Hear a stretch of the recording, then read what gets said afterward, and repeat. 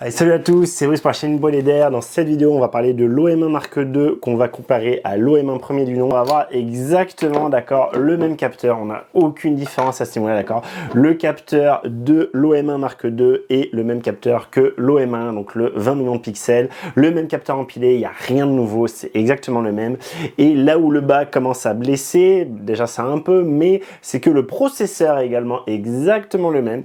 Donc en fait, on a un boîtier qui n'a aucune nouveauté physique à l'intérieur, donc pas de nouveau capteur, pas de nouveau processeur, sachant que si je vous reprends un peu l'historique, retournez voir mes vidéos à l'époque sur l'OM1, l'exemple de gap technologique entre l'OM1 Mark III que j'avais et l'OM1, et bien on était passé sur un nouveau capteur, on était passé sur un capteur empilé, et en plus de ça, on était passé sur un nouveau processeur. Là voilà, donc on gardait le même boîtier, le même corps globalement, retournez voir mes vidéos, et justement on va parler tout de suite du corps, mais on avait ces grosses évolutions internes, avec en plus, on va le voir après, des aspects logiciels, en particulier sur les menus, des choses comme ça. Ça va pas être le cas là, ça va pas être le cas là, accrochez vos ceintures, va pas y avoir grand chose qui va bouger, vous allez voir. Et même corps, alors voilà, je vais vous les montrer, je vais vous le montrer en vue de dessus, et vous allez essayer de déterminer le jeu en fait 3 erreurs, une erreur, une différence, vous m'avez compris, qui se passe au niveau de la face avant. Alors sinon, pardon, il y a 2 choses qui se passent au niveau de la face avant. Donc attention, est-ce que vous l'avez vu? Est-ce que vous l'avez vu? Vous l'avez vu? Vous l'avez vu?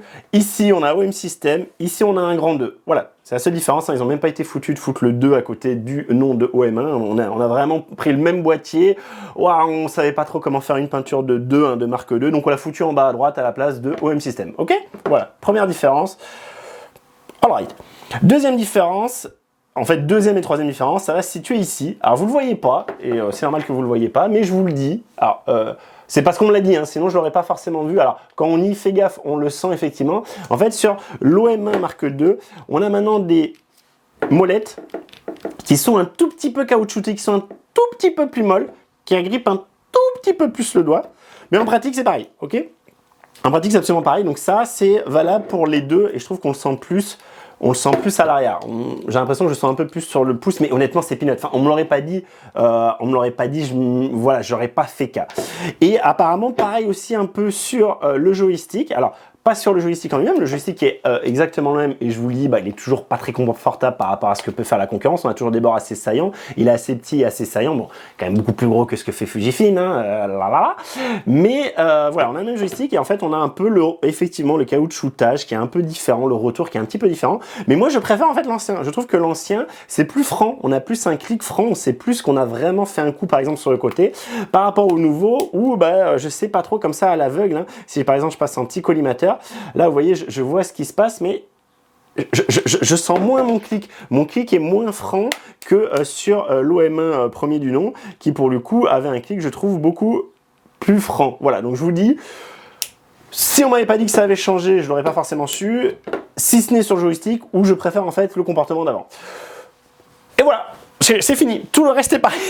Tout le reste est absolument pareil, d'accord? Tout le reste est pareil. Les boutons sont exactement les mêmes. Les molettes, enfin la molette de section des modes est pareil. Le bouton de release est pareil. L'emplacement des cartes est pareil. Les ports sont les mêmes. On n'a strictement aucune différence. Les straps sont les mêmes. On n'a toujours pas de plein HDMI. On a toujours la trappe de micro qui, heureusement, est indépendante des autres et un peu au-dessus. Mais voilà, c'est exactement pareil. On va avoir exactement le même EVF, exactement le même caoutchouc de VF, exactement le même écran, la même fréquence, la même résolution, les mêmes boutons, tout est pareil, la même batterie, donc ça c'est cool, ça pour le coup il n'y a pas de souci, même batterie, d'accord, il n'y a rien qui change, ok, c'est vraiment ce que je viens de vous dire, sont les seuls changements. Donc ça en soi, dans l'absolu, c'est pas gravissime. On voit par exemple un Panasonic entre le S5 Mark II et le G9 Mark II, c'est le même boîtier. Pourquoi pas, si on a trouvé une ergonomie qui va bien, etc. Pourquoi pas? Le souci, c'est quand même qu'on est chez OM System, qu'il y a quand même de grosses inquiétudes chez OM System, et qu'on commence à avoir un boîtier qui, vraiment, là, commence à... Enfin, le moule est amorti, le moule est plus qu'amorti, d'accord? Je vous le dis, le OM1 était exactement le même que le M1 Mark III, d'accord? Il n'y avait aucune différence, si ce n'est, je crois, ici, le caoutchouc, pardon, ici, le VF peut-être était différent, oui, le VF était différent avec le caoutchouc, sachant que tout le reste était pareil, c'était exactement la même poignée, exactement la même forme, exactement les mêmes boutons, et que je vous vous l'ai dit, le M1 Mark III était lui-même exactement le même dans les dimensions au micromètre près que le M1 Mark II, à la seule différence près qu'il n'y avait pas le joystick, ok? Donc on se trouve sur un boîtier qui commence à avoir 1, 2, 3, 4 générations. On est sur le même corps à la 4e génération.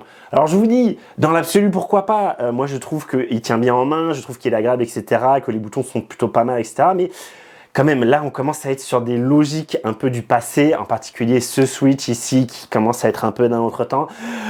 Ici, voilà, moi, c'est très regrettable, je trouve. Enfin, surtout sans avoir eu de nouveaux processeurs, de nouveaux capteurs, de nouvelles EVF, de nouvel écran, on aurait pu se dire qu'ils auraient pu faire l'effort de, par exemple, hein, vous savez, je vous l'ai dit, hein, sur les derniers tests du Sony, même quand je vous parle de Panasonic, moi ici, voilà, je préfère effectivement le pad à juste une roulette comme je peux avoir chez Canon, mais ce que je préfère, c'est avoir une roulette et un pad, d'accord? Ce que je préfère, c'est, tant qu'à faire, avoir à la fois la molette et quelque chose qui est cliquable comme ici, d'accord?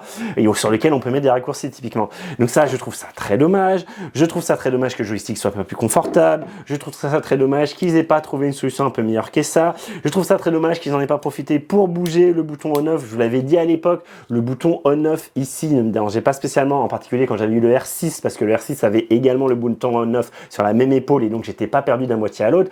Mais je vous l'avais dit aussi après en commentaire et dans d'autres vidéos, évidemment que le mieux, c'est de l'avoir à portée de main. Une chose, c'est d'avoir à portée de main sur le pouce droit quand on tient une main, mais c'est pas le mieux. Pour moi, le mieux, c'est ce que fait Sony et Panasonic, à savoir directement autour du bouton de déclenchement. Toujours dans ces trucs qui auraient pu être améliorés. Pourquoi enfin voilà, encore une fois, c'est quelque chose, c'est un problème que je rencontre pas vraiment sur les micro 4 tiers et sur Olympus en particulier, mais pourquoi ici, vous voyez là, je viens de l'allumer. Pourquoi ne pas avoir essayé de faire que le shutter se ferme quand du coup on est éteint? Voilà, c'est pas possible, j'ai regardé dans les options, j'ai rien trouvé. Voilà, ça c'est pareil, ça aurait été une petite évolution qui n'était pas forcément ultra importante, mais qui montrait qu'il y avait une volonté d'avancer, d'aller vers ce qui se fait de plus en plus aujourd'hui, et ce qui est la bonne chose. Évidemment que c'est mieux d'avoir le shutter fermé pour éviter de mettre de la dégueulasserie sur son capteur. Donc voilà, encore un peu une tristesse. Et on peut se dire que bah ok, bon voilà, ils ont pas, voilà, peut-être que les équipes sont réduites, peut-être qui, pour des raisons économiques, ils veulent garder le même moule et donc voilà, on va pas toucher les boutons, etc. Mais putain, enfin voilà, là, tout ce que j'avais pu vous dire par le passé hein, sur l'OM1, en fait, il y a des micro-améliorations, mais c'est une blague. Typiquement, un truc qui m'horripile depuis toujours. Je vais faire une photo avec chacun, d'accord? Je me mets dans la galerie et donc vraiment, le genre de truc qui m'horripile, hein, je vous le dis sur tous les boîtiers et Olympus, c'est le seul maintenant qui fait encore ça. C'est ben on est là, donc nous on a un écran tactile, donc ça c'est cool. Je vais pouvoir quand même aller changer, vous voyez, je pourrais aller switcher entre mes photos comme ça. Donc ça, alléluia, c'était déjà le cas sur l'OM1, très bien. Par contre, vous voyez, sur une photo, bah ici, moi si je veux aller zoomer, ok, si je veux aller zoomer, je peux pas faire comme sur un téléphone, je peux pas pincher, je peux pas juste zoomer comme ça, non, ça serait trop simple. Et donc ça c'est l'OM1, mais ici sur l'OM1 Mark II, c'est pareil. Pour zoomer, on est toujours obligé, mais c'est hallucinant, de appuyer dessus pour pouvoir avoir ici notre petite babarre, vous voyez, qui est super pratique à aller chercher, notre babarre, ou là, voilà, ok, c'est bon, on va pouvoir zoomer comme ça avec la babarre sur le côté, donc le truc mais d'une époque pas possible. Vous voyez, j'ai le réflexe évidemment, comme tout le monde aujourd'hui, d'essayer de dézoomer à la main. Donc là non, une fois qu'on est là, bah si on veut dézoomer, on est obligé de rejouer avec notre petite barre. Donc c'est absolument pas précis, c'est une catastrophe. Et donc voilà, c'est ridicule. Pourtant, vous voyez, après le tactile est quand même relativement fait, en tout cas sur ici la vision de la photo, mais c'est une blague. Enfin voilà, ce genre d'ergonomie là en 2024, je suis désolé, c'est pas possible. Il faut arrêter. C'est quelque chose qui doit demander, allez, un mois, un stagiaire de faire ça, faut arrêter, vraiment c'est hallucinant. Et donc ça, bon c'est pour la galerie, pour moi c'est l'exemple le plus criant, mais on va avoir exactement les mêmes menus, quelques petits réglages qui sont différents sur l'OM1 avec les petites nouveautés qu'on a eu niveau logiciel. Pour le coup c'est logique avec du coup les grandes pages de menu à l'horizontale, hein, ça c'est plutôt cool façon Canon, on a bien un jeu de couleurs etc. Et par contre, bah voilà, on peut toujours pas sélectionner les trucs dans les menus, c'est désespérant. Alors c'est pire que ça, c'est que vous voyez là, avant, je pouvais rien sélectionner dans les menus sur l'OM1, ok? Maintenant, sur l'OM1 Mark II, je peux sélectionner mes grandes catégories de menus, mais pas après les sous-menus. Comme si les mecs avaient commencé le taf. Ok, c'est bon les gars, on a réussi à faire que les grands menus sont tactiles, mais après, bah non, Après, on s'en fout, c'est bon. Le stagiaire était là 3 semaines et il a commencé juste à faire ça, on s'arrête là. Mais c'est hallucinant. Et donc, le stagiaire, quand même aussi, je vous dis, il y a des grosses nouveautés. Le stagiaire, quand même, a eu le temps de faire que quand on est dans ce fameux, vous savez, menu raccourci, qui est l'équivalent un peu du FN chez Sony, du Q-menu chez Canon, etc. Alors, qui, pour moi, est pareil, en 2024, est complètement aberrant parce qu'on ne peut pas changer ce qui apparaît dans ce truc, d'accord? C'est fixé. Alors, les pros Olympus me diront, les pros M-System me diront, oui, mais l'avantage, c'est que tu prends n'importe quel boîtier Olympus au M-System, tu vas te retomber sur tes pattes et tu pourras très vite régler tes réglages principaux. Certes, mais aujourd'hui, faisons que ce soit personnalisable. Ce truc-là, je trouve ça complètement aberrant. Donc, c'est pas personnalisable, toujours pas. Et vous voyez, on a quand même des trucs qui prennent beaucoup de place, hein, qui prennent tout l'écran. Et donc, on se dit, bon, bah, ok, c'est tactile ce truc-là. Donc, typiquement ici, vous voyez, c'était tactile, donc pas de souci, ok, mais il y avait des trucs qui étaient pas, alors, qui étaient tactiles dans ce menu-là, ok, mais qui après, vous voyez ici, une fois que je rentrais dedans, bah pareil, ils avaient fait le boulot à moitié sur l'OM1. Alors qu'ici, si je prends le même, la plupart maintenant, enfin j'ai fait le test énormément tous, une fois qu'on a réussi à rentrer dans quelque chose sur ce grand menu, et donc là pour le coup tout est rentrable, tout ce qui est après est bien sélectionnable à la main, au tactile, ce qui n'était pas du tout le cas d'ici, vous voyez, ici là, sur l'OM1, ok, donc incroyable, en 2 ans, parce qu'il y a à peu près 2 ans qui séparent ces boîtiers, ils ont réussi à faire que on puisse non seulement cliquer sur les trucs qu'il y a là, mais en plus, une fois qu'on a cliqué avec le doigt, qu'on a appuyé, qu'on a fait le tactile, qu'on puisse aller régler aussi derrière. Magnifique. Par contre, toujours pas les menus, par contre, toujours pas un truc logique sur la galerie, voilà, ça me rend fou, je trouve que c'est des actes manqués tout ça, je pense pas que c'était un travail de dingue de faire ça, je ne comprends pas, et ça me désespère pas mal. Voilà, donc j'ai fait clairement le tour, on va dire, sur l'aspect ergonomie physique et logiciel, parce qu'après, maintenant, on va aller voir les petites nouveautés qu'il y a logiciel qui justifient le nouveau boîtier. Pourquoi ça n'a pas été juste une mise à jour, je ne sais pas. Et ce qui peut quand même justifier ce boîtier, et donc voir les différences par rapport à l'OM1. On va parler un peu buffer, hein, parce que c'est un des trucs qui est mis en avant, hein. On va voir ce que ça donne, sachant que du coup, comme je vous l'ai dit, on est sur le même capteur et le même processeur, donc en tout cas au niveau de ce qu'on peut faire en rafale, vous allez voir que en fait on peut faire exactement pareil, d'accord. On va avoir sur le SH2, donc le SH2, ce qui va être vraiment intéressant, d'accord, c'est à savoir possibilité de faire un autofocus en continu, et bien vous voyez que comme avant, on va pouvoir aller au max à 50 fps, et là pourquoi c'est grisé? Parce que toujours, ils n'ont pas enlevé cette limitation, je ne peux pas, vu que ici j'ai le 825 monté sur mon boîtier et non pas le 1200. Donc si j'avais le 1200, je pourrais monter à 50, d'accord, mais on voit qu'on va pas plus haut. Et par contre, ce qu'on voit, c'est qu'ils ont rajouté des faibles cadences. Alors, pourquoi pas? Moi je dis tant mieux, si on a plus de choix, moi je suis pour. Mais est-ce que ce qu'on attendait, c'est vraiment des plus faibles cadences? Pour moi, ce qu'on attend, c'est des plus fortes cadences, ok? On va voir combien de temps je mets pour remplir le buffer. C'est-à-dire que j'ai ma petite carte qui passe en rouge, vous allez voir. En gros, ça sera moins de 2 secondes normalement, mais je vais essayer du coup de le montrer avec le chronomètre. Et par contre, après, on va laisser tourner le chronomètre. Hein, donc, ça sera pas ultra précis, d'accord, mon arrêt, mais c'est pas bien grave. L'idée, c'est de voir à quel point le buffer a été amélioré et combien de temps ça met effectivement pour le revider et pouvoir refaire 90 photos d'affilée. Donc, attention, je fais ma mise au point. Je me prépare. Donc, vous voyez, en haut à gauche, à côté de la batterie, c'est là où je vous dis, on a le nombre de photos qui restent avant de remplir le buffer. Donc 90 photos. Donc 3, 2, 1, go. Paf, voilà, je suis arrêté. Donc ça, vous voyez, 2,23, donc je pense que c'est à peu près 2 secondes, hein, c'est ça normalement. Et vous voyez en haut, là, ça par contre, c'est très bien fait. La petite carte rouge qui est en train d'enregistrer avec le nombre de photos qu'on a dispo. Donc là, je pourrais redéclencher, mais j'aurais que 22 photos, 26, 29, 30 photos de dispo pour faire mon truc. Donc vous voyez, c'est lent, c'est très très lent à vider ce buffer. Là, il est en train d'écrire sur les cartes comme il peut. Encore une fois, JPEG sur la carte en UHS1 V je sais pas combien et RAW sur la UHS2 en V90, je pense que c'est une V30 la Extreme Pro de chez SanDisk. Et donc voilà, vous voyez que on va arriver peut-être pas à la minute, mais bien bon à 45 secondes pour réussir à avoir à nouveau les 90 photos de dispo. Je vous arrête le chrono dès que c'est bon. Hop, paf, c'est bon. Voilà, 46 secondes, ok. Et on va voir donc exactement la même condition. Ce que je vais faire, c'est que je vais changer, j'ai arrêté lui, je vais passer les deux exactement mêmes cartes hein, sur l'OM1 Mark II aux mêmes emplacements. Je vais évidemment lui dire exactement les mêmes choses pour du coup faire l'enregistrement sur une carte ou sur l'autre.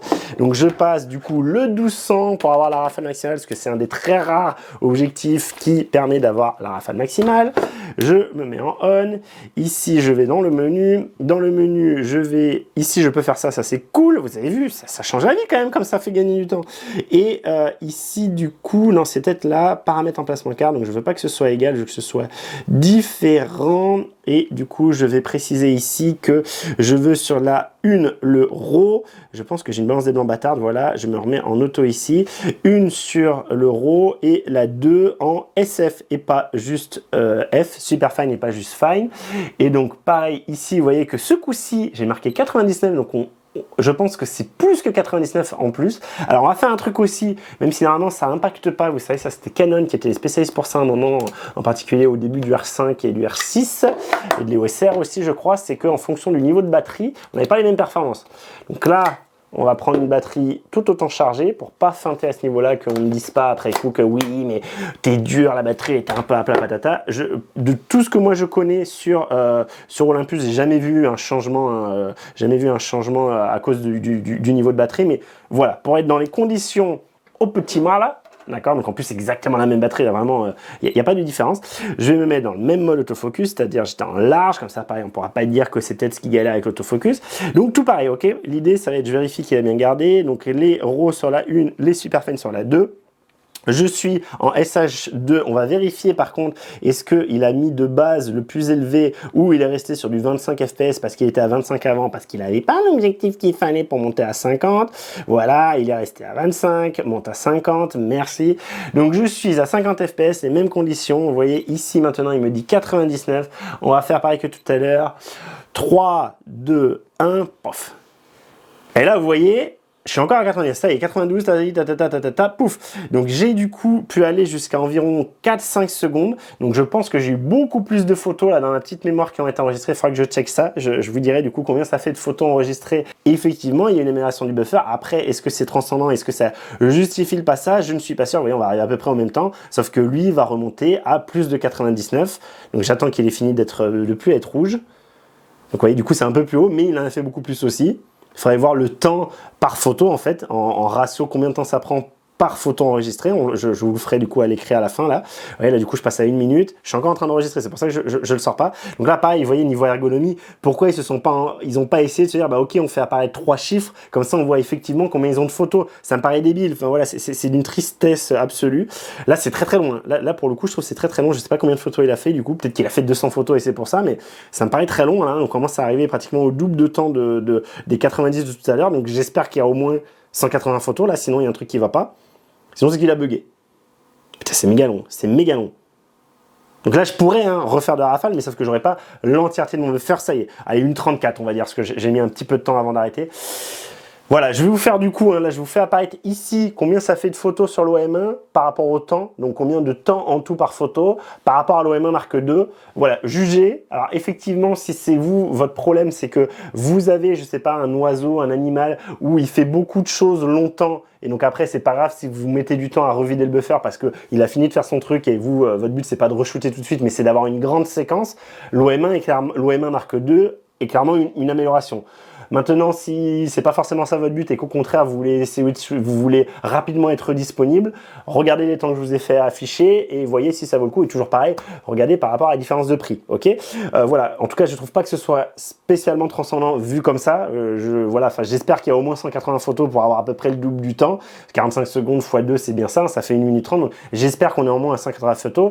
Sinon, c'est un peu une blague. Parlons autofocus avec d'abord l'implémentation dans ce nouvel OM1 Mark II. Vous voyez qu'ici, typiquement, sur le menu raccourci, le menu FN sur d'autres marques, donc le menu qu'on atteint en appuyant sur la touche OK. Sur l'OM1, on avait possibilité de modifier que ce qui touchait aux humains, donc visage, détection des yeux, etc. Quand sur l'OM1 Mark II, on va pouvoir choisir vraiment tous les sujets, dont vous voyez ici oiseaux, animaux, et donc ici, bon, c'est assez maladroit de leur part d'avoir mis juste chien et chat, d'autant plus que quand on va dans le vrai menu, comme il fallait aller avant sur l'OM1, on va bien avoir précision que c'est détection des animaux. Vous voyez ici, on a toujours soit les animaux, soit les oiseaux. On va pas pouvoir, comme sur un Canon, avoir avoir directement animaux qui fait oiseau plus animal, ou encore mieux sur un Sony, on va avoir le choix entre animal plus oiseau, animal ou oiseau. Ça, c'est toujours pas dispo sur Olympus et c'est vraiment, je pense, un gros manque. Et ma petite fin, je vous l'avais dit dans ma précédente vidéo, hein, quand je vous avais fait le test sur l'OM1 Mark 1, je vous avais dit, bah, en fait, quand vous êtes du coup en oiseau, il va potentiellement souvent réussir à trouver les animaux quand l'inverse n'est pas vrai. Quand il est en animal, il va pas trouver d'oiseau. Donc, si vous voulez le moins pire compromis, passez en oiseau, retenez voir la vidéo dédiée, je vous la mets en fiche en description.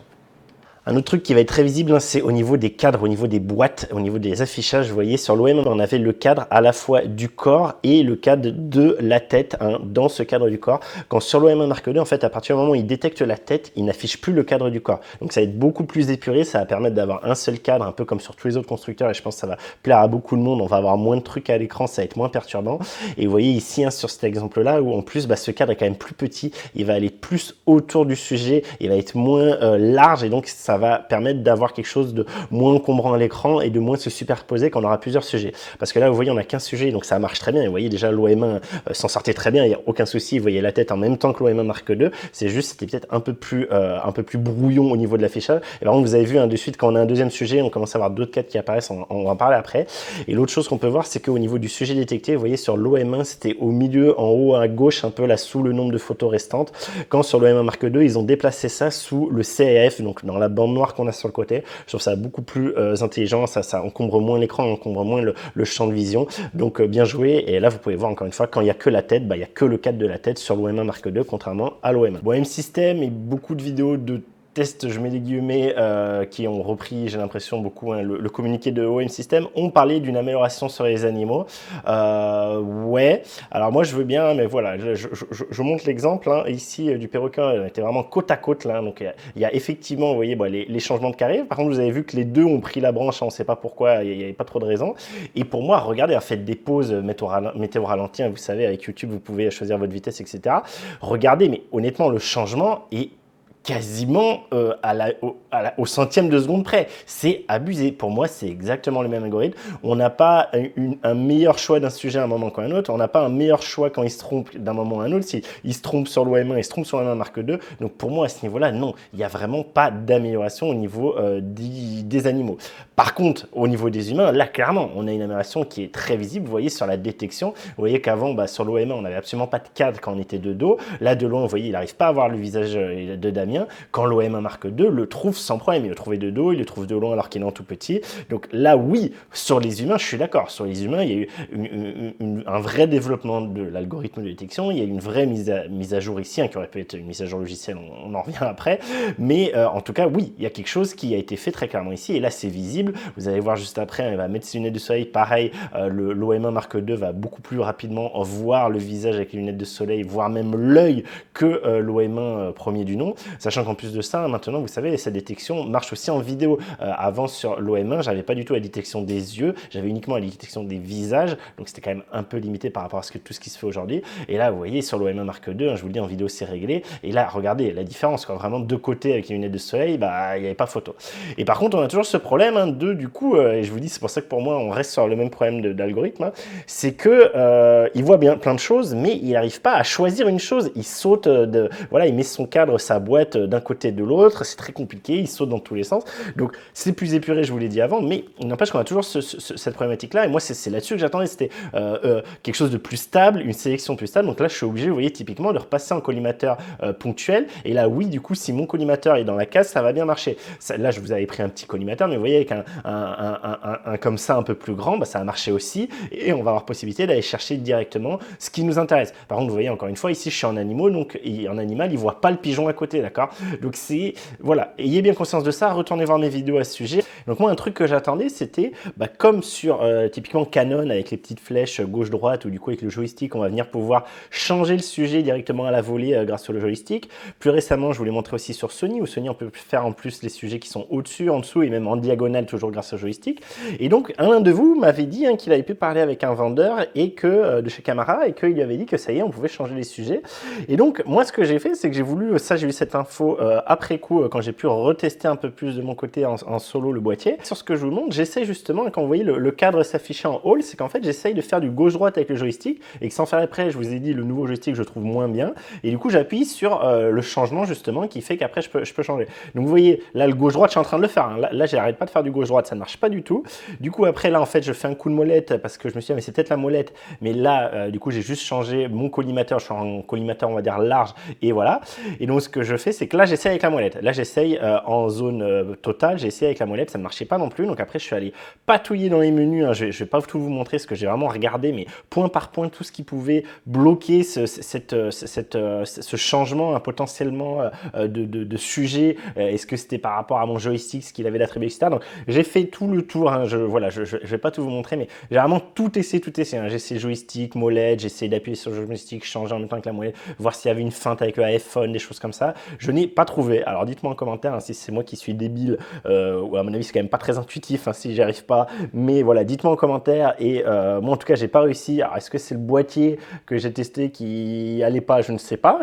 Pas l'impression parce que je n'ai vu personne montrer ça dans ces vidéos de test. Hein. Si vous avez réussi à le faire, dites-moi en commentaire. Et si vous avez trouvé une vidéo qui le montre pour de vrai et pas juste se mentionne hein, comme une vidéo assez hasardeuse j'ai trouvé où il nous dit, il nous fait avec le petit signe du pouce comme si c'était avec le joystick. Moi, ce qu'il montre à l'écran, pour moi, c'est un changement automatique comme j'ai moi. D'accord, il y a 4 cormorans, je crois, côte à côte. Ce n'est pas du tout un changement volontaire. Enfin, en tout cas, ce n'est pas clair pour moi. Donc voilà, dites-moi si vous avez trouvé une vidéo. Tous les tests que j'ai vus, c'est pas précisé. Donc pour moi, ça ne marche pas aujourd'hui. Un autre truc qui a été mentionné par M-System, qui a été mis en avant par M-System et qui du coup, j'ai vu également des commentaires hein, typiquement sous la vidéo de Damien avec quelqu'un qui disait mais si la fonction lock marche très bien. Donc la fonction lock, qu'est-ce que c'est? C'est qu'aujourd'hui on peut, vous voyez, mettre un raccourci où on est censé pouvoir justement verrouiller le sujet, hein, sélectionner et verrouiller un sujet. Et donc j'ai vu hein, ce commentaire sous la vidéo de Damien qui disait ça. Bon, je suis allé voir qui c'était et il se trouve que la personne qui dit ça est un ambassadeur au M-System. Donc ça m'embête un peu parce que pareil, j'ai trouvé nulle part personne qui montrait ça. Juste, je veux quand même qu'on soit d'accord un peu sur les termes parce que je pense que chacun utilise un peu le terme tracking ou lock pour des choses qui sont pas forcément les mêmes dans sa tête. Donc là, quand on va parler de lock, pour moi, le lock, c'est ce que je suis en train de vous montrer ici sur Sony. C'est-à-dire, on a un collimateur, on le met sur quelque chose qui est relativement identifiable. Là, typiquement, vous voyez, il a bien compris que c'était mon visage et tant que je reste appuyé sur ma touche, ben, il le lock, il le verrouille. Il a pareil pour le visage de mon fils, hein, c'est en photo, mais ça marche, vous voyez. Et donc ça marche bien. Moi, j'ai mis sur un iPhone, vous voyez, sur mon Sony et il n'y a pas de souci. Pour moi, c'est ça le lock. D'accord. Sur le Olympus, vous voyez ici, j'ai activé, du coup, j'ai utilisé mon bouton avec la fonction lock. Et vous voyez que, donc moi, mon idée, c'était, ok, voilà, là, c'est cette chèvre à gauche qui est lockée. Vous voyez, de suite, c'est passé en haut sur le bélier. Ça passe à droite, voilà. Donc, je réenlève le lock. Vous voyez, à droite, à côté de la petite tête de chat pour dire le sujet à détecter. Et donc, ce que je fais, c'est, ok, ça marche peut-être pas en mode large. Bon, dans ce cas, il aurait peut-être fallu éviter de faire afficher le lock. Mais du coup, je mets un collimateur et ok, c'est cette chèvre-là. Je mets lock. Et donc là, pour moi, ça doit rester sur cette chèvre. Donc là, tout de suite, on a l'impression que ça marche. Donc je bouge un peu, je me dis, bon, c'est pas très précis, c'est pas aussi propre que chez Sony, mais pourquoi pas, ça a l'air de fonctionner. Hop, et ben non. Vous avez vu, et même hop, il va chercher un bout de bois.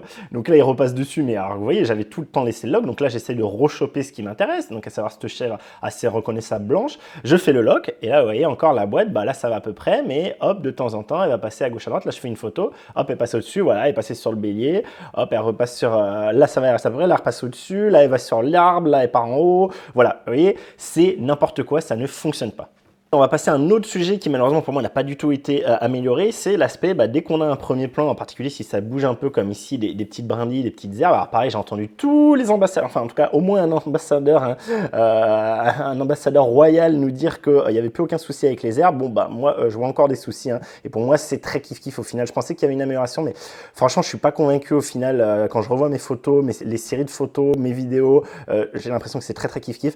Là typiquement, regardez, donc, vous voyez la rafale qui est quand même super intéressante. En plus avec le buffer plus important, là j'ai 120 images, c'est quand même bien cool. Par contre, regardez à gauche qui va commencer à arriver, attention, il y a des brindilles qui arrivent, oulala, elle bouge pas, hein, ces brindilles là, hop, ça y est, focus sur le premier plan. Je sais pas si vous avez vu, alors je vais vous le repasser plus en ralenti. Donc là je suis sur l'oiseau, le marabout, tout va bien, hop, ça y est, je suis passé sur les brindilles. À partir du moment où on a un peu trop de brindilles dans le cadre, hein, on sait pas pourquoi, alors qu'elles bougent pas, qu'il n'y a pas de particularité, et qu'en plus on suivait l'oiseau, hein, c'est-à-dire que là il y avait vraiment le tracking, le suivi qui marchait bien, comme je suis en train de vous montrer ici, où là là, par exemple, ici, ça a bien marché. Vous voyez, le tronc et l'autre petit bout de branche n'ont pas posé problème. Alors, vous voyez, quand c'est mardi, c'est plus problématique, mais il a bien réussi à rechoper.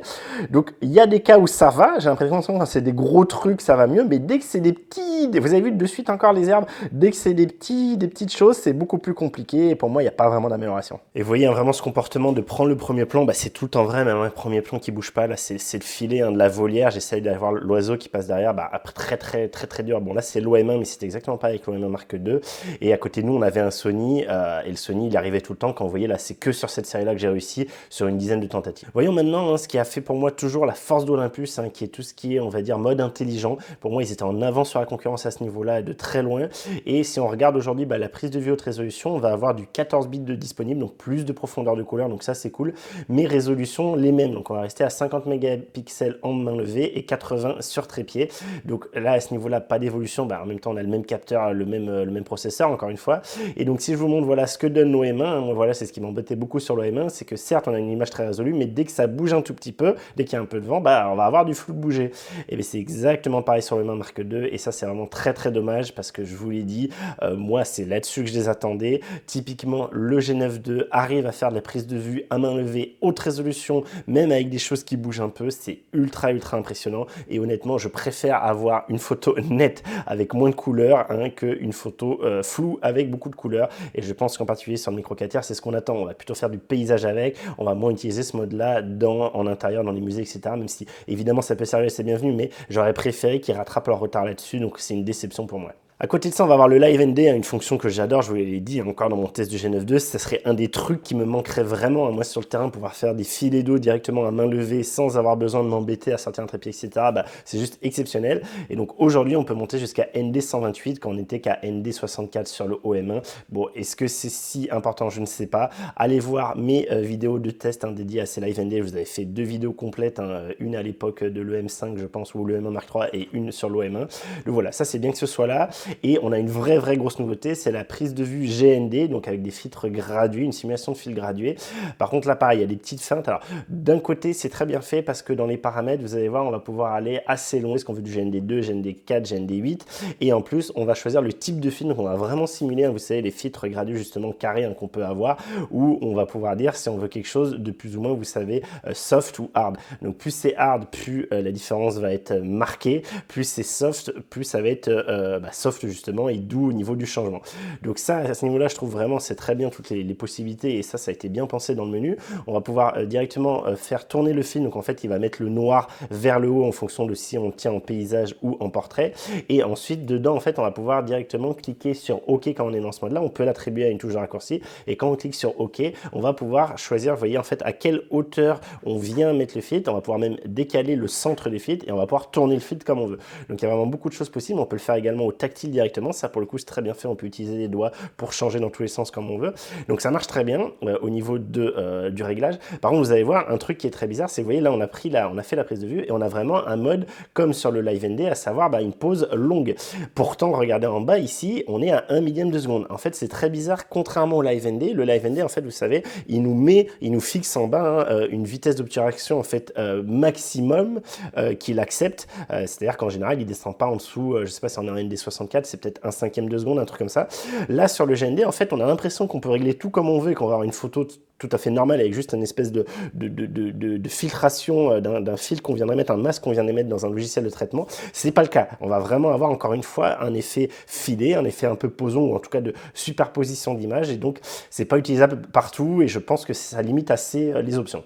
Bon, je ne vous parle pas des autres modes qui ont fait la réputation, je vous ai déjà testé ça, allez voir les vidéos, le Live Composite, le Starry Sky F, etc. Tout ça, il n'y a pas d'évolution, c'est très bien chez Olympus, mais il n'y a rien de nouveau.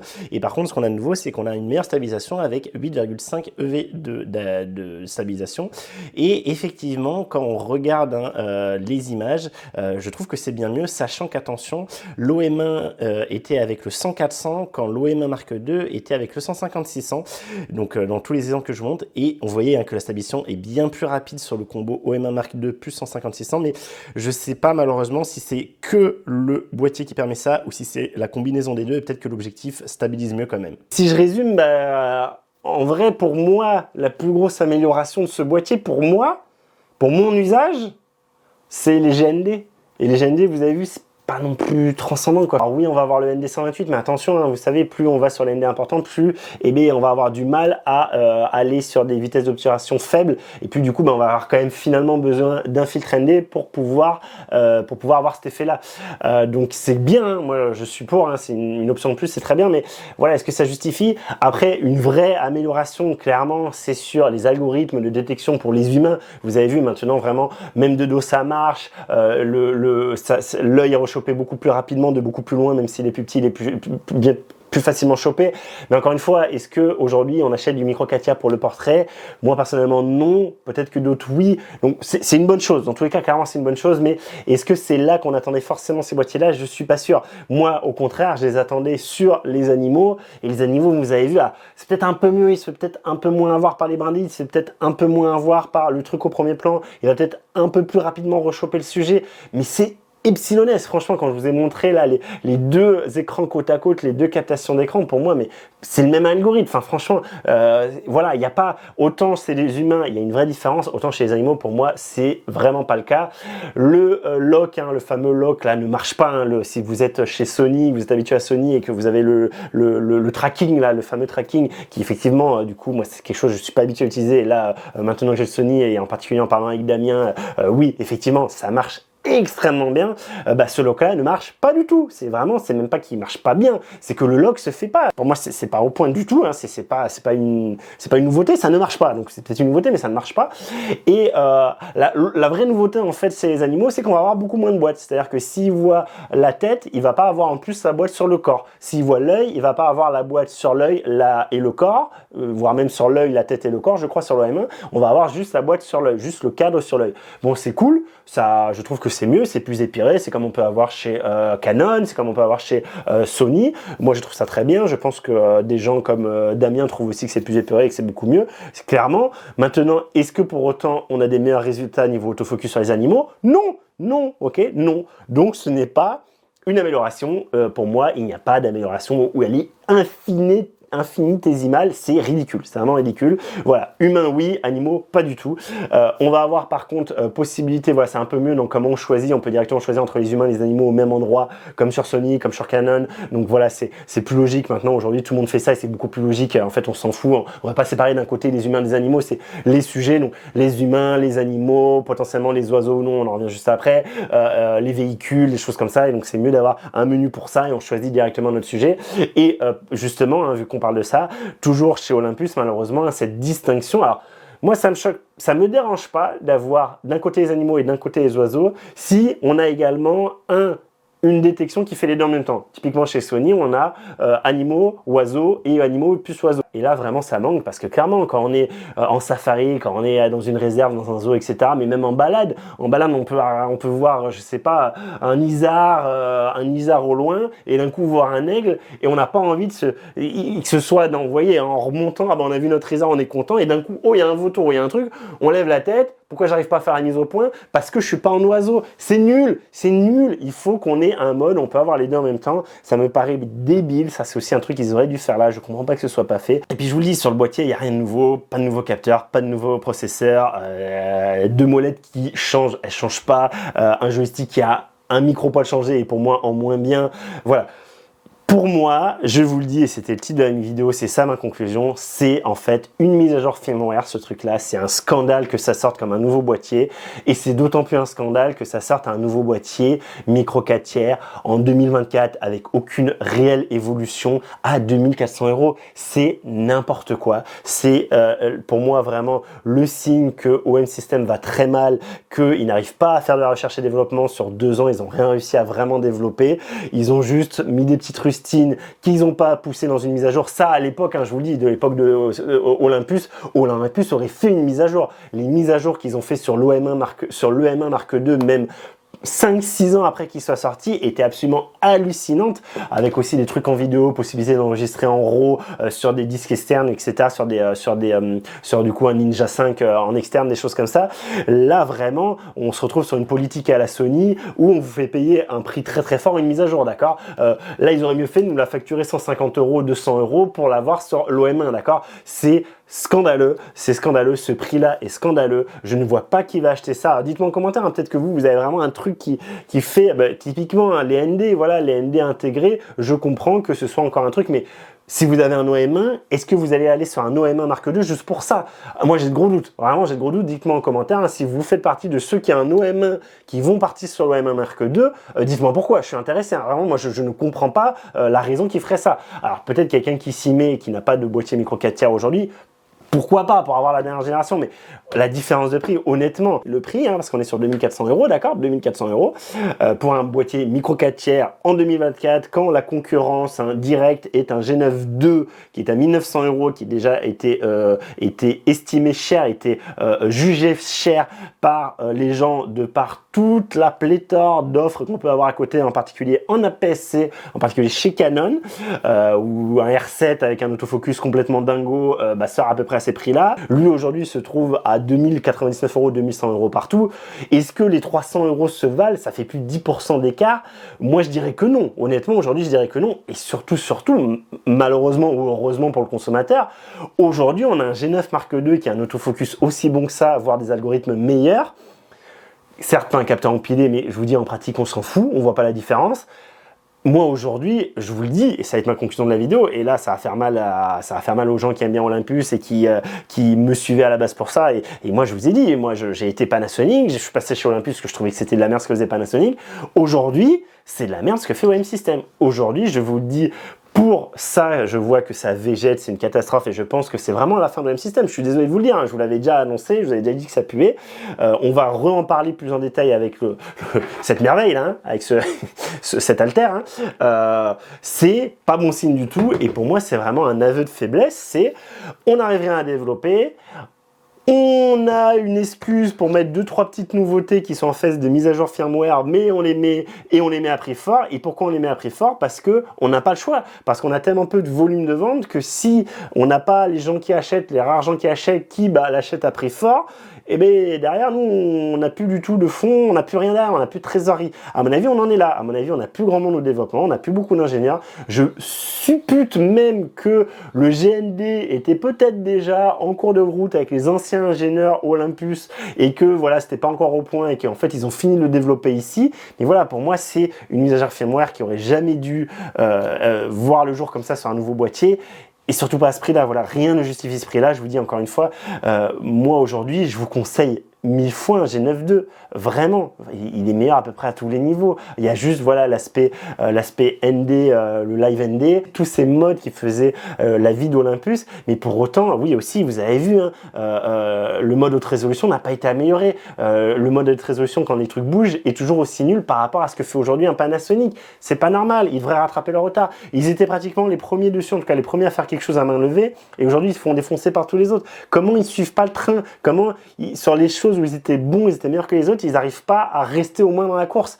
C'est catastrophique, c'est très triste et je vous le dis, du coup je vous l'annonce là, hein, ça sera l'occasion d'une autre vidéo et ça va pas être tout de suite parce que j'attends qu'il y ait des promos, mais moi ce que je vais faire c'est que je vais repasser sur le G9 II, je vais revendre l'OM1 et passer sur le G9 II. Pourquoi? Parce que le G9 II, je vais retrouver une ergonomie qui va être très similaire à mon Sony et moi je vous dis j'en peux plus, c'est une des raisons pourquoi j'arrête, je suis parti de chez Canon. Il y avait tout l'aspect parc optique, retournez voir mes vidéos, je vous mets ça en fiche en description également, mais un des trucs c'est avoir marre que même sur deux boîtiers Canon ils sont pas foutus de mettre le bouton on de la même façon ou exactement au même endroit et de la même façon de faire. Et moi du coup là aujourd'hui si je passe sur le G9 II, j'aurai entre autres le bouton N9 exactement au même endroit, j'aurai la molette avec le kick pareil, j'aurai beaucoup de choses qui vont se retrouver, le bouton menu au même endroit, une personnalisation entre Sony et Panasonic qui va me permettre de faire quand même des choses très très similaires entre l'un et l'autre, ce que je ne peux pas faire aujourd'hui chez Olympus. Et en plus pour moi voilà, Olympus ça vraiment entre ça et l'objectif dont on va parler dans la prochaine vidéo, c'est pour moi la fin. Voilà, je vous dis c'est la fin. Et je comprends pas, enfin si je comprends, je pense bien que voilà, c'était tout simplement le rachat par Jeep, comme je vous l'avais annoncé, c'était l'annonce de la fin, ça a mis plus de temps que ce que je pensais, alors moi je ne demande qu'à avoir tard encore une fois, si dans un an ils sortent un truc de fou qui me contredit complètement, mais merci, tant mieux, ça fera de la concurrence, ça sera très bon pour le consommateur et moi je suis pour, je veux ça, mais j'y crois de moins en moins, j'y croyais déjà pas beaucoup, mais là pour moi c'est vraiment la fin. Je suis peiné, voilà, c'est une mauvaise nouvelle. Heureusement du coup que le G9 II est sorti, parce qu'à un moment je vous avais dit que je pensais même que peut-être Panasonic allait sortir du micro 4 tiers. Dieu merci, le G9 II m'a donné tort et j'ai espoir que du coup Panasonic continue à être dans le game pour le micro 4 tiers, mais pour moi voilà. je vous dis, OM System, c'est la fin, quoi. C'est le champ du signe et c'est très triste. On en reparlera plus en détail dans le test sur le... Enfin, le test, si le test sur le 150-600, mais voilà, ça m'attriste. Mais voilà, vous savez tout. Comme d'habitude, je vous dis tout franchement, je vous dis tout pour mon utilisation. Dites-moi en commentaire ce que vous en pensez. Dites-moi si vous êtes d'accord avec moi, si vous pensez que j'abuse et que pas du tout, c'est pas la fin. C'est juste peut-être le temps qu'ils retrouvent leur petit, qu'ils avaient retrouvé leur marque.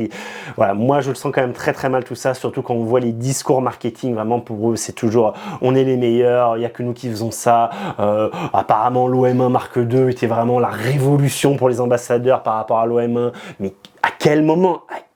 Enfin, vraiment, mais c'est un des gros soucis pour moi chez cette marque, c'est que ils sont tous à spignoler entre eux, je pense malheureusement, les mecs de la marque et les ambassadeurs. Ça a toujours été le cas. J'ai l'impression que c'est toujours le cas. Hein. Rappelez-vous Robin Wong, hein, bon, depuis qu'il est plus chez eux, il est beaucoup plus critique, hein, curieusement. Voilà, c'est très dommage. Aujourd'hui, de toute façon, par rapport à ce que propose la concurrence, vraiment, surtout, attendez un peu, là, si vous, de toute façon, vous attendez le printemps, l'été pour acheter un boîtier, attendez, je suis sûr qu'il va y avoir des promos de la part de Panasonic, hein, j'ai absolument aucune info, mais Panasonic fait beaucoup de promos, je suis certain qu'au printemps, on aura des promos avec du cashback, des choses comme ça, peut-être avec l'achat d'un objectif, des trucs comme ça, mais je suis sûr qu'on va avoir des promos qui vont arriver sur le G9 II. Il est déjà de façon, de base, il sera 500 € moins cher que l'OM1 Mark II, 500 € moins cher, c'est juste, voilà, c'est juste n'importe quoi.